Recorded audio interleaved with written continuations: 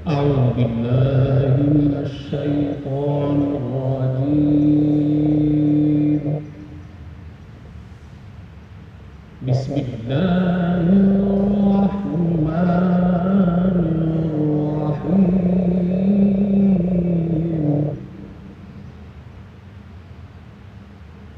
رب هب لي من الصالحين.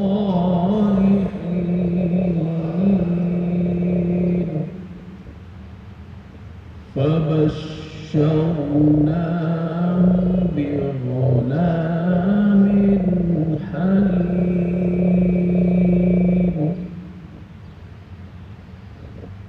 فلما بلغ معه السعي قال يا بني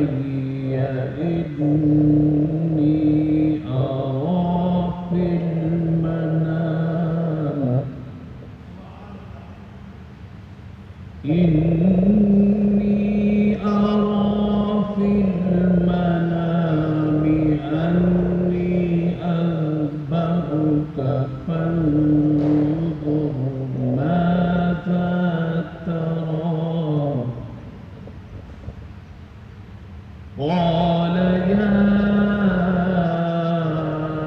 أبت افعل ما تؤمر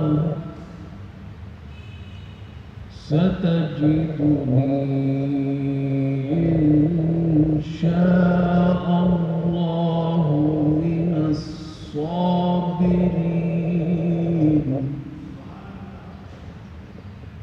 فلما أسلما وتله للجبين وناديناه أن يا إبراهيم قد صدقت الرؤيا إنا كذلك نجزي المحسنين.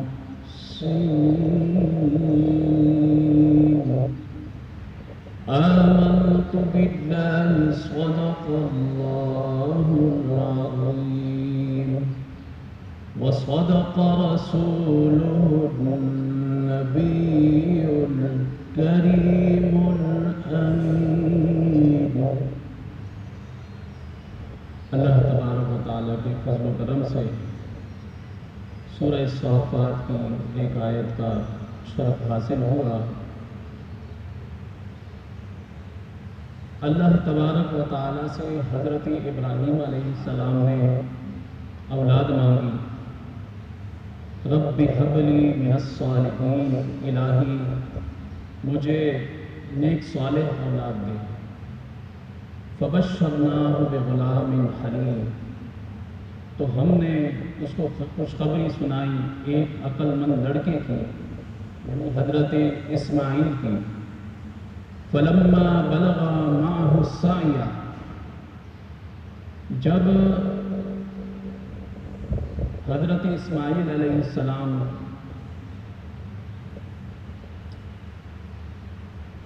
ان کی عمر تھوڑی سی بڑی ہو گئی، قال یا بنی انی اری فی المنام انی اذبحک فانظر ماذا تری، کہ میرے پیارے بیٹے میں تمہیں خواب میں دیکھ رہا ہوں کہ میں تمہیں ذبح کر رہا ہوں. فانظر ماذا تری، تو تمہاری کیا رائے ہے؟ تو حضرت اسماعیل علیہ السلام جو حضرت ابراہیم علیہ السلام کے پروردہ تھے، نبی ابن نبی تھے، انہوں نے فرمایا، عرض کی یا ابت افعل ما تؤمر، اے بابا جان وہ کیجئے جس کا آپ کو حکم دیا جاتا ہے. ستجدنی انشاء اللہ من الصابرین، ان قریب آپ مجھے صبر کرنے والوں میں سے پائیں گے. فلما اسلما وتلہ للجبین، جب ان دونوں نے ہمارے حکم پر گردن جھکا دی، وَنَادَيْنَاهُ أَيَّا إِبْرَاهِيمُ، کہ حضرت ابراہیم علیہ السلام نے جب ان کے ماتھے کے بل لٹایا تو اللہ نے ارشاد فرمایا کہ یا ابراہیم قد صدقت الرؤیا، آپ نے ہمارے خواب کو سچ کر دکھایا. انا کذالک نجزی المحسنین، بے شک ہم محسنین کو یعنی نیکوکاروں کو ایسا ہی اچھا صلہ دیتے ہیں. حضرت ابراہیم علیہ السلام نے اللہ تبارک و تعالیٰ سے اولاد مانگی، تو جب اولاد پیدا ہوئی حضرت اسماعیل اور اس کے بعد اسحاق، تو جب حضرت اسماعیل علیہ السلام تھوڑے سے بڑے ہو گئے تو اللہ نے ارشاد فرمایا کہ اب ان کی قربانی دینا پڑے گی.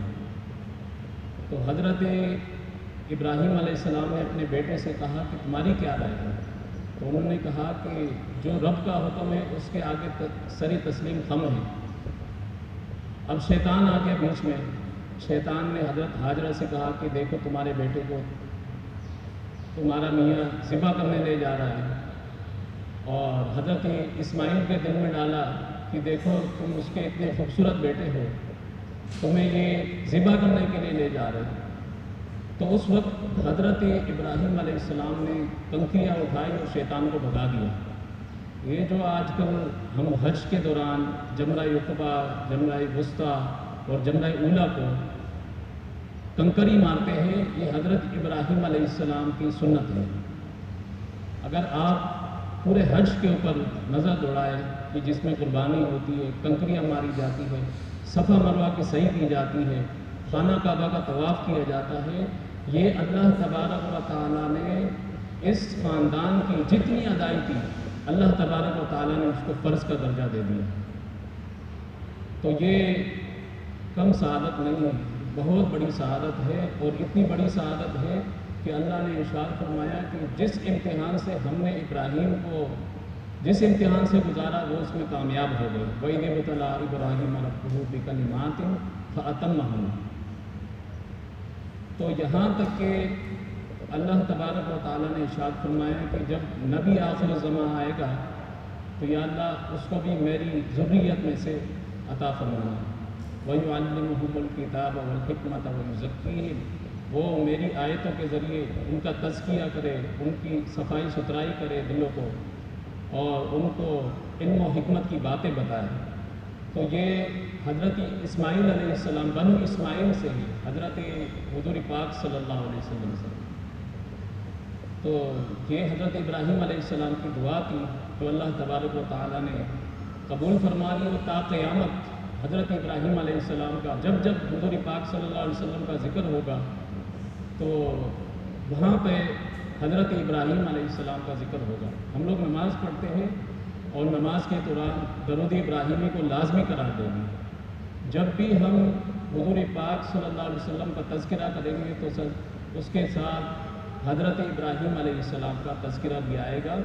تو یہ اس لیے ہے کہ جنہوں نے قربانی دی ہے، جنہوں نے ہر چیز کی قربانی دے دی، فنا فی اللہ ہو گئے، تو اللہ تبارک و تعالیٰ نے تا قیامت ان کا ذکر جاری اور ساری فرما دیا، اور ان کے ذکر کی محفلوں میں جو بیٹھتے ہیں ان کو بھی بابرکت بنا دیا. تو اللہ تبارک و تعالیٰ سے دعا ہے کہ ہمیں قرآن پڑھنے، سمجھنے اور اس پر عمل کرنے کی توفیق عطا فرمائے. وما علینا الا البلاغ المبین.